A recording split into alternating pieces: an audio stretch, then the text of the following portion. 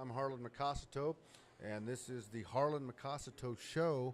I didn't know, what else to name it, but want to invite all of you to sign up at hhandr.com for. You can also log into Santa Fe Media Network.com, and you can register for a 2-day stay in Santa Fe, compliments of Tourism Santa Fe and Heritage Hotels.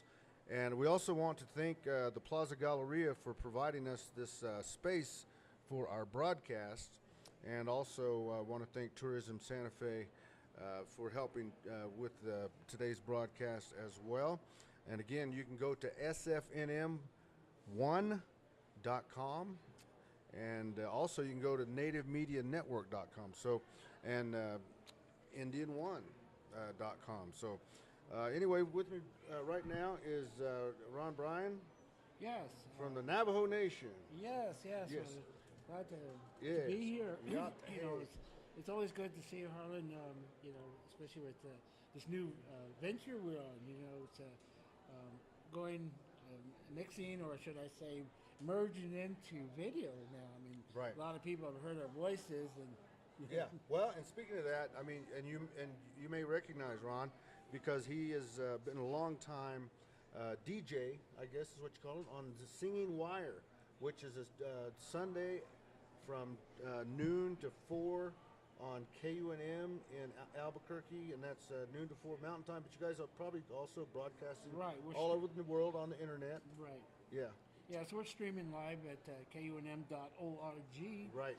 And we're there every Sunday afternoon, although I'm only one of the many members of a collective that we have, right. One of the large collectives there at KUNM, and Stinging Wire is one of the Native American programs, one of many programs on KUNM.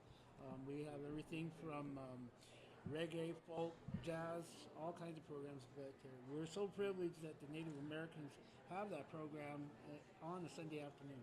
Yeah.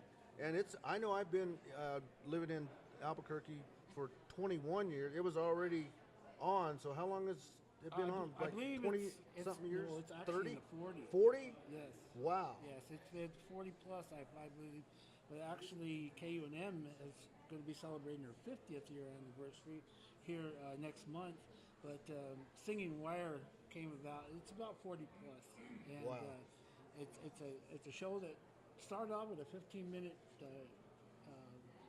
kind of lead-in, or how would I say, it was part of another program, and it just grew by leaps and bounds. And of course, now we're at a 4-hour time slot. Yeah, and the part I always like about it is when people call in and either make requests or give shout-outs, right. And it gives the Native people a chance, really, to have their voices heard, and so.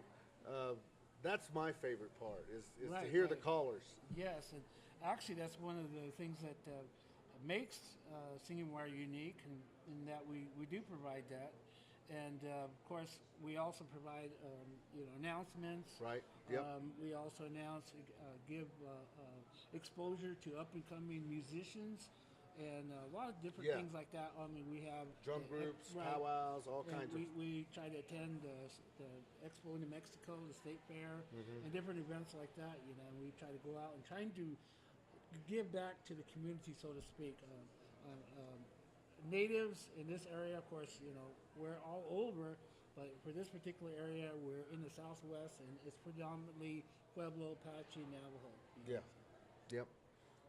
And a few Sac and Fox in there. Yeah, they sneak under the wire every now and then. Sneak under the singing wire. But anyway, it's we but have no, a blast.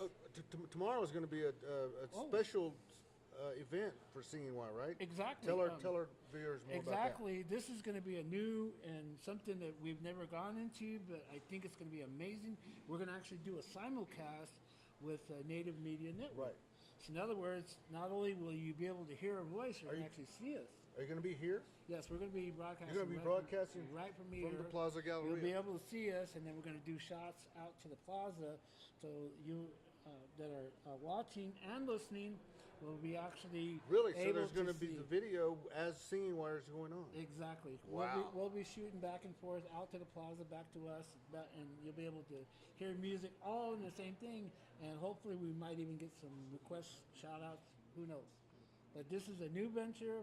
It's something that was envisioned by Harmon and Leon and all the rest of the members of the media network, Native Media Network, Right. yourself, Paul, Boyd. I mean, we're all coming together in one accord, and this is going to be fantastic. I mean, That's exciting. I think it, and the biggest part about this, Harlan, is it all comes from you can pick it up on the cell phone.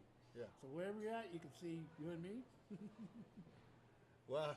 So it's new. It's going to be Okay, great. that's awesome. That's awesome. Thanks, Ron. I You bet. appreciate you being You bet. here, and Sure. well, I'll be tuning in tomorrow for sure. So good luck with that, and you know, Singing Wire. I hope it goes on for another 40 years. Most definitely. Yeah. Most Okay. definitely. And tell all the folks at KUNM that I said hello, and at the Singing Wire as well. Oh, yes, So we right. appreciate you coming in. And right now we want to just remind you that you're watching the Harlan McKosato Show. Couldn't think of a better name for it. And right now I want to go back. And you know, it's so exciting to see people, artists who are just veterans. There's young artists.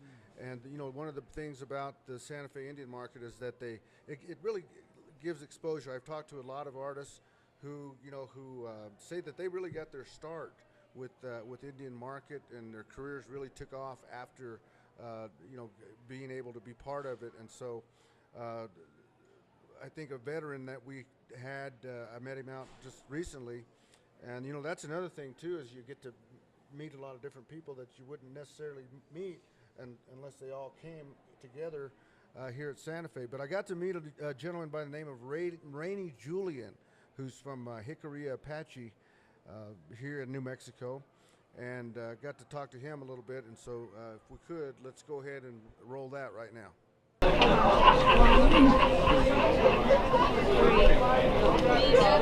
Harlan McKosato with Native Media Network, and again here we're looking, and look who I found, Rainey Julian. He's from Hickory, is that right? From Dulce? Dulce. All right. And how long have you been coming to Indian Market? About 22 years. Here every year. I started back in all my own, and I did a lot of self-taught jewelry that I did, and I'm the only Hickory that does this type of work. Is that right? Yes. Now tell me more about your work here. And you said it was self-taught.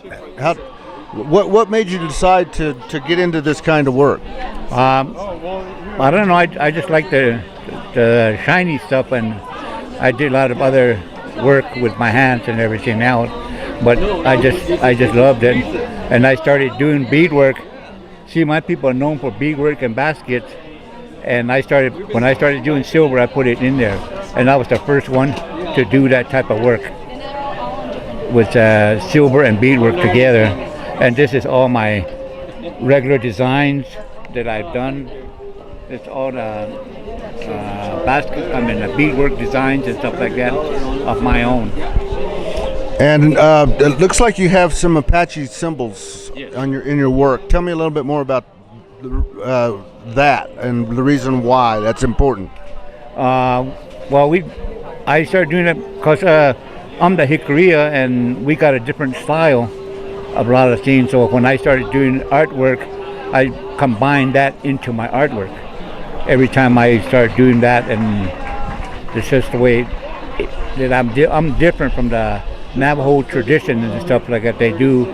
I'm more of a tradition of my type of tribe artwork, because of beadwork and basket and the designs that we got a different designs that we use, and that's kind of, I inherit that from my people, and from there on I put it together with that. That's why my stuff is different from what I'm doing.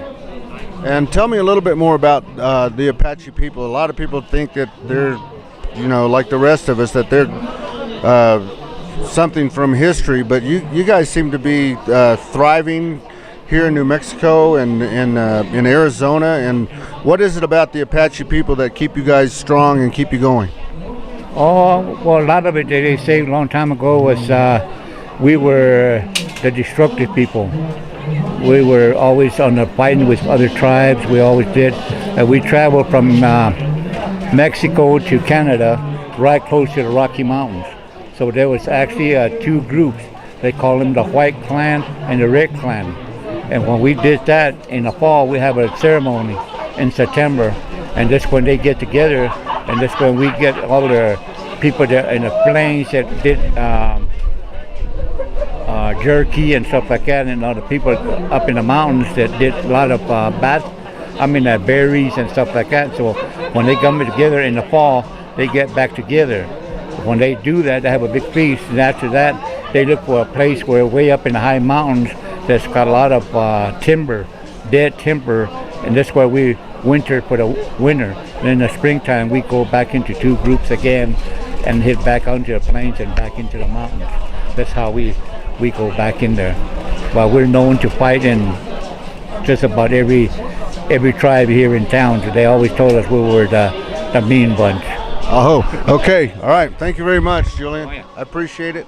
Good luck with everything. Oh yeah, thank you.